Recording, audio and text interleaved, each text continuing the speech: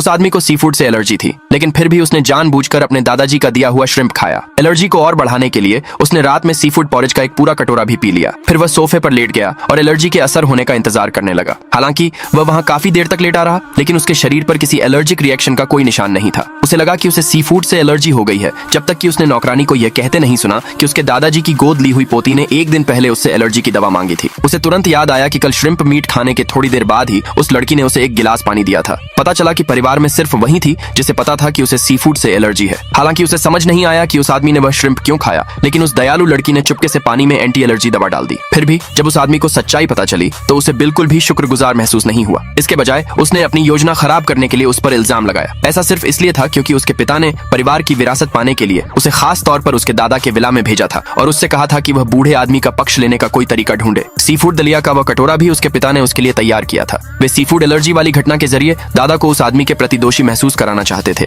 लेकिन उन्होंने कभी उम्मीद नहीं की थी कि दादा की गोद ली हुई पोती उनकी योजना को बर्बाद कर देगी। वह आदमी असल में लड़की की जांच करना चाहता था। फिर भी जब वह घर लौटा तो उसने अपने पिता को अपने असिस्टेंट से लड़की के कमरे में एक कीड़ा लगाने के लिए कहते सुना और उसने लड़की द्वारा दिए गए एंटी एलर्जी दवा वाले पानी के गिलास के बारे में सोचकर उसे बाहर निकालने की भी योजना बनाई। वह आदमी आखिरकार लड़की के कमरे में गया। जब वह उससे बात कर रही थी तो उसने चुपके से उसकी कुर्सी के नीचे छिपे कीड़े को निकाल दिया। फिर उसने अपने पिता से कहा कि लड़की में कुछ भी अजीब नहीं है, इसलिए उसके पिता ने उसे रहने दिया। एक दिन वह गलती से लड़की के आर्ट स्टूडियो में चला गया और पाया कि उसकी स्केचबुक उसकी ड्राइंग से भरी हुई थी। वह स्केचबुक वापस अपने कमरे में ले गया और उसे पढ़ने के बाद उसे एहसास हुआ कि लड़की हमेशा से उसे पसंद करती थी, लेकिन क्योंकि वह दादा की गोद ली हुई पोती थी, दूसरों की नजर में वह और वह आदमी भाई बहन जैसे थे, इसलिए वह उसे सिर्फ चुपचाप पसंद कर सकती थी और इसीलिए वह जानती थी कि उसे सी फूड से एलर्जी है। उसी समय जब लड़की को पता चला कि उसकी स्केचबुक गायब है तो उसने तुरंत उस नौकरानी से पूछा जो उसका स्टूडियो थी। जब उसे पता चला कि उसने उसे ले लिया है तो वह सीधे उसके कमरे में भागी। उसकी आवाज सुनकर वह जल्दी से छिप गया। जैसे ही लड़की उसके कमरे में घुसी